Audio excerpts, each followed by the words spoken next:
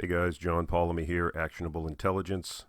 Today is Saturday, May 18th, 2019, and this is the weekly market update.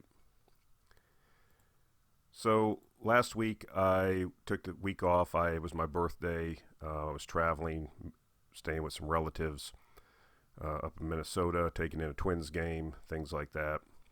Uh, I'm not going to hit this every week. I'm busy doing other things. When there's news, I'll try to get on here, but I don't really want to get on here and just keep repeating myself. So if there's nothing new or significant, then typically I won't make a weekly video.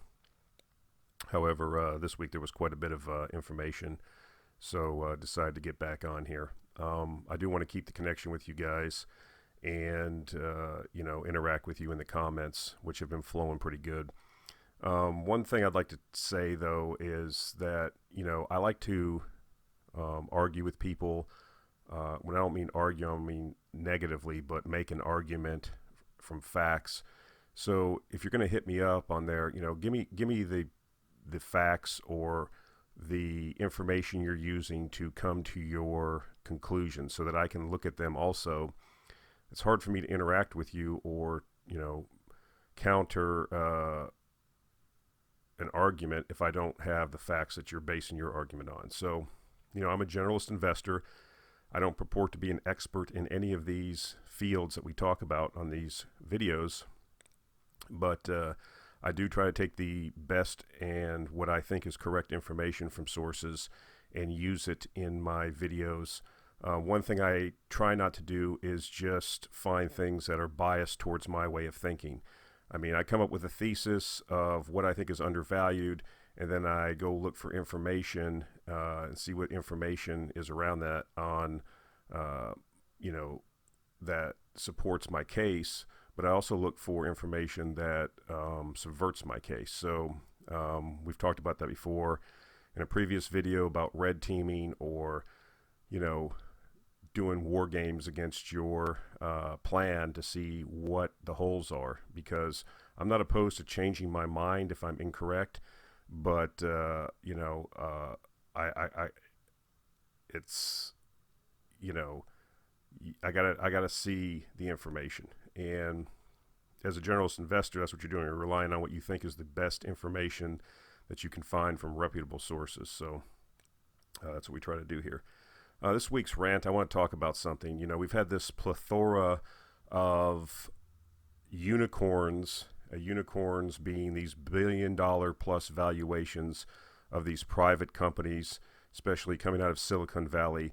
I'm specifically talking about Uber, Lyft, Beyond Meat, these type of things. And the massive valuations that these companies are coming to market at, 30, 20, 30, $10 billion, whatever it is. And the fact that, this is an indication to me of a top in equity markets. This is what you see at the end of a bull market. You see people in these private equity firms or these founders and their capitalist backers, venture capitalist backers, taking these things public, cashing out, and dumping the insiders dumping their shares onto the market and onto retail, because the shoe clerks and bleacher bums are always the ones that end up being the bag holders. Now, why I think this is a rant is we have these historic valuations. We have some of these companies coming to public at 10, 20, 30 times sales, absolutely no earnings, no cash flow. Let's just look at, I'm not going to go in depth into this, but I like using Uber. When I'm in cities, I don't like cabs. Uber has an excellent service. I use it all the time, but it is a crappy investment. The company does not make any money. It loses a tremendous amount of money, and they could get away with that when they were in the private equity sphere and you had angel investors and private money bolstering them.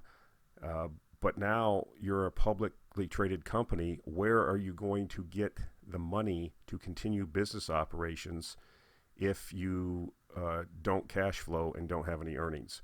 So we've seen this before in previous market cycles. We've seen the tops. This is, in my view, an indication of a top. And then we flip the omelet over, if you will, and we say, what is undervalued?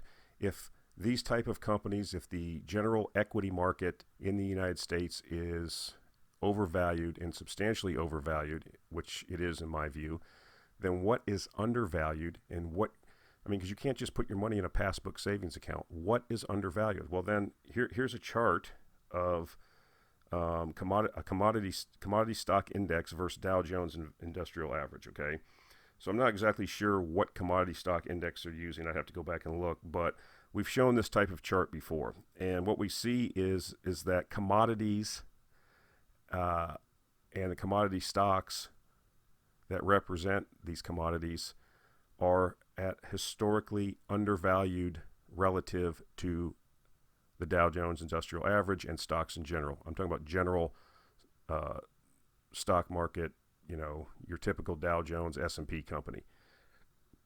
So the trick to make money, if we're talking about contrarian investing and speculating, is to sell that which is overvalued and buy that which is undervalued. And here we are, historically undervalued on commodities.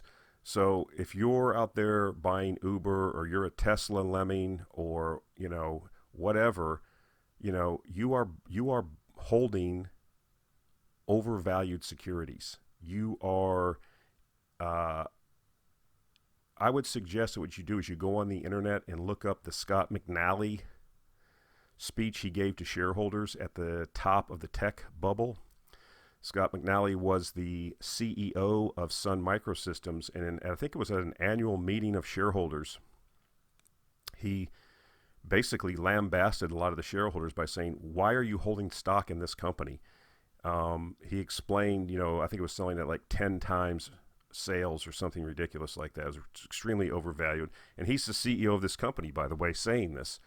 And he was explaining to them, the shareholders, that based on the current overvaluation of the company, how many years it would take if he did no capital investment, if he did no research and development, if he didn't pay his taxes, if he didn't pay his employees, it would still take over a decade to return enough cash back to shareholders to justify the current stock price.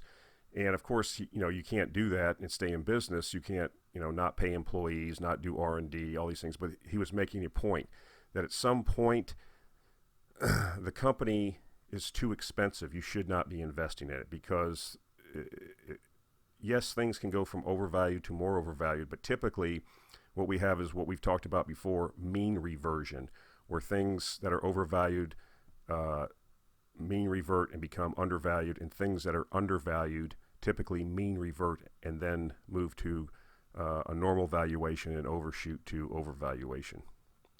So I kind of want to get this off my chest. People ask me, when are these things going to turn around, these contrarian themes? I have no idea, but I do know that one of the things that I find common among the world's best investors and speculators is that they will say that a big part of the return that you can expect to get on a security or an investment is typically and more than likely mostly based on the price that you pay for that security. So if you're going to go out and buy overvalued assets, overvalued securities, your forward returns are typically going to be, in the most cases, below average. That is indisputable. That's the whole basis of the CAPE theory, the cyclically adjusted PE ratio. That things that are bought in an overvalued state typically have forward 10-year returns that are subpar. So I wanted to talk about that because I think that it gets forgotten. And I think we're near the end of a market cycle in general equities. And you see that when you see all these companies coming to market, like I explained earlier, Uber, Lyft, Beyond Meat, Dropbox, all these companies.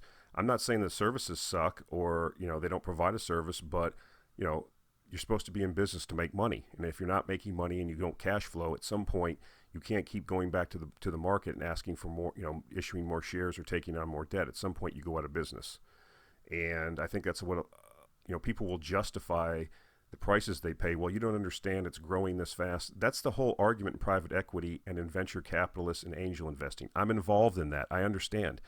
When we get a founder in front of us as angel investors, we're pushing them to get their sales up as fast as they can. Push, push, push on sales. Grow, grow, grow. Can this thing scale? That's the whole discussion. Can you get it to $10 million? Can you get it to $100 million? Because you can get to $100 million in sales. We can put a 10 times valuation on those sales and it's worth $1 billion. Let's go public.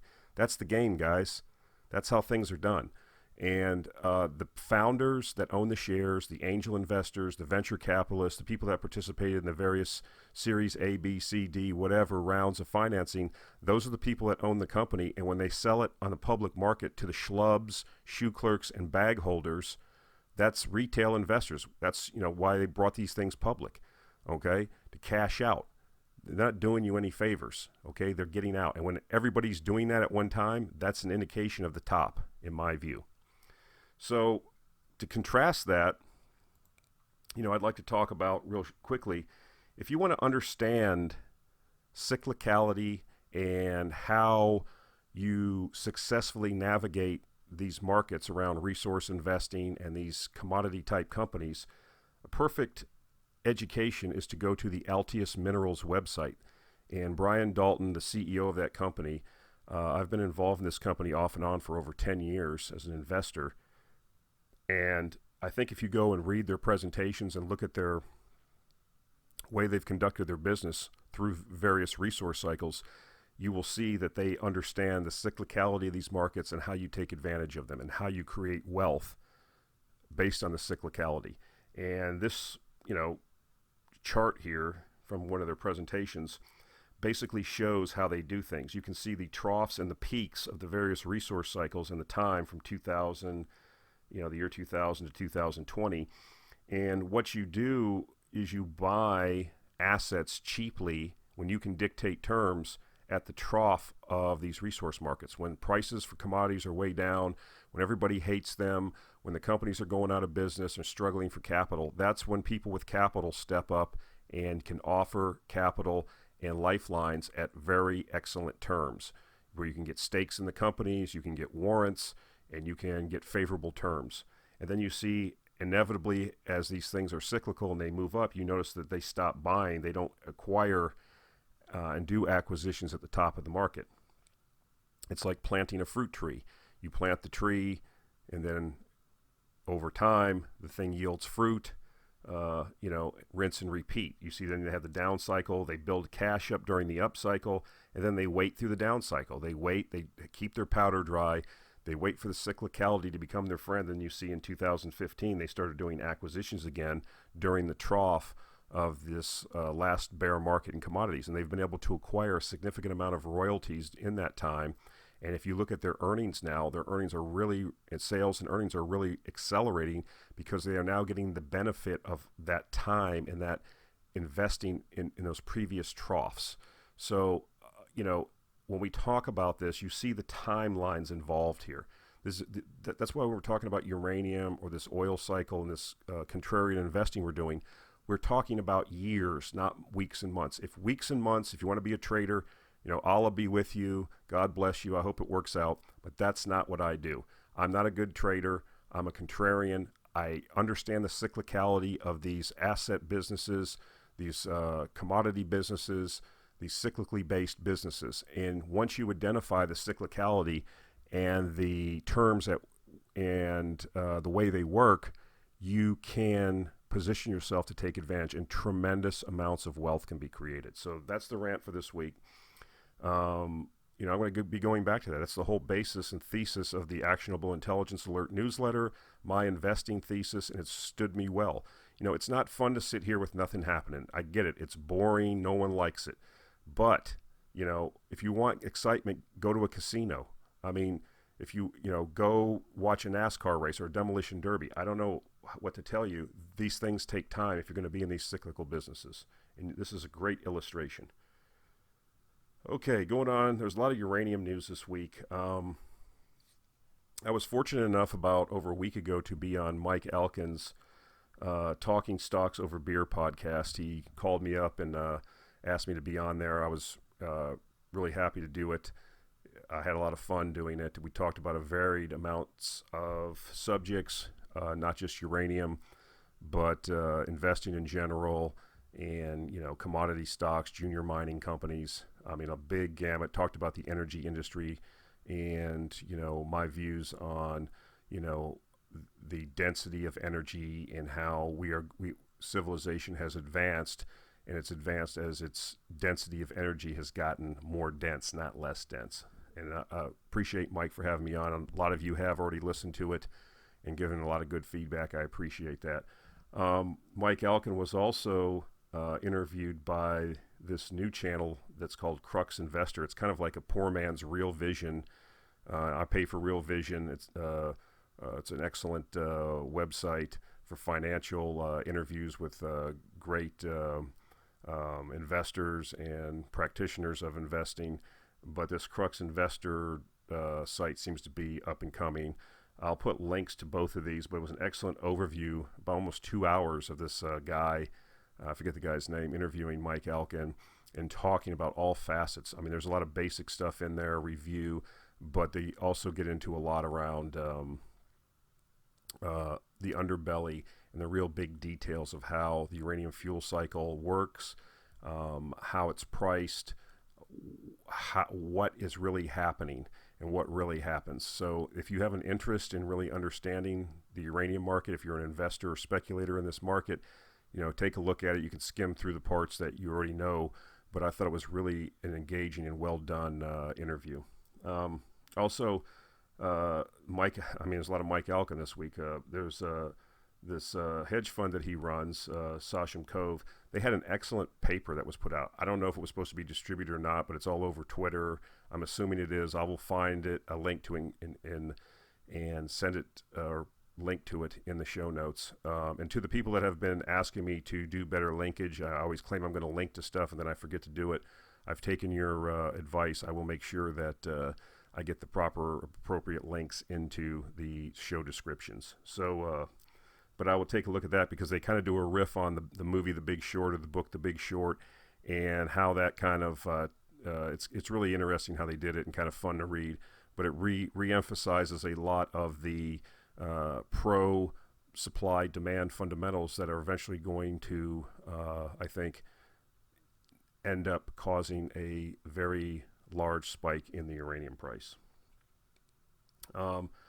Other big news this week, there's been a lot of crabbing in the uranium sphere, especially around, investability platforms and vehicles to use to take advantage of this impending and current, in my view, uranium bull market. A new ETF started in Canada this week. It's called the Horizons Global Uranium Index ETF. The symbol is HURA. I will put a link to it. You can read the prospectus. What this does that URA in the U.S. doesn't do is HURA, the new fund, the new ETF, specifically in uranium mining, in uranium companies. None of these Japanese or Korean conglomerates that have very little nuclear exposure, no nuclear construction companies. It's all basically what URA used to be. So if you're a generalist investor or you're a small investor and you're worried about trying to figure out which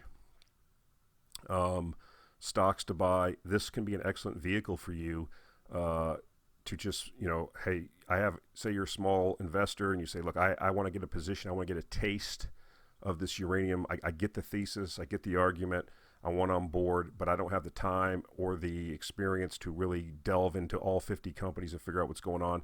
This can be an excellent vehicle for you as a generalist investor to participate. So I'll put a link to that.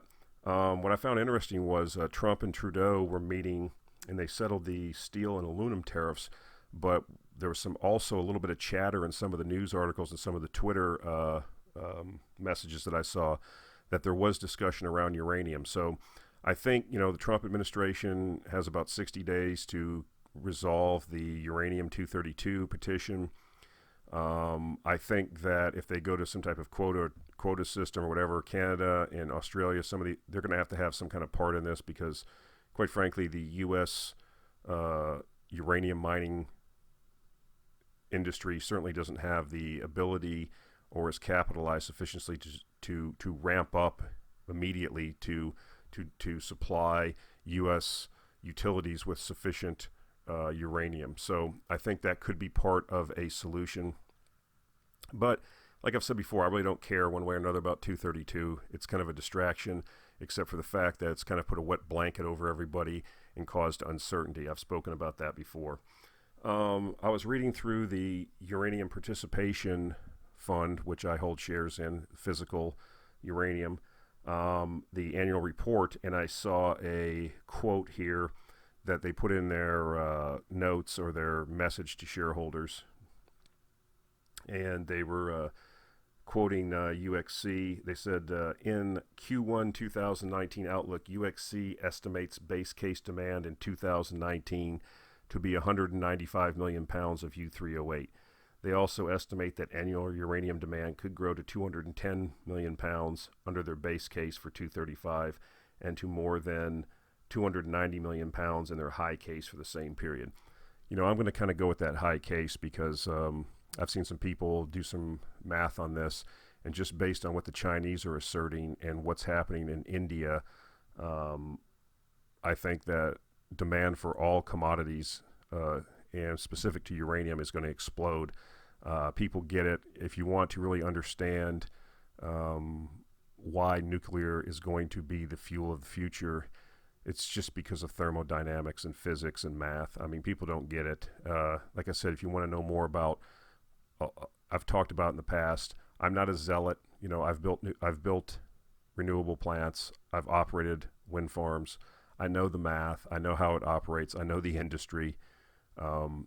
And nuclear is the choice for countries that are not encumbered with a, shall we say, religious bent towards climate change, which is what we have in the West. The bottom line is when you're bringing 1.2 or 1.3 billion people out of poverty, and you understand that to do that and to get productivity up, you need 99.9% electricity at the flip of a switch, which they don't have in many of these countries. You realize that the only way to get there is by burning fossil fuels, and that if you try to do it with fossil fuels, you're going to choke everybody on particulate matter and pollution. So you have no choice then but to go to nuclear power. So I'm not going to have that argument anymore. The math is with me. Thermodynamics is with me. And practicality and real life is what's with me. So that's it for this week.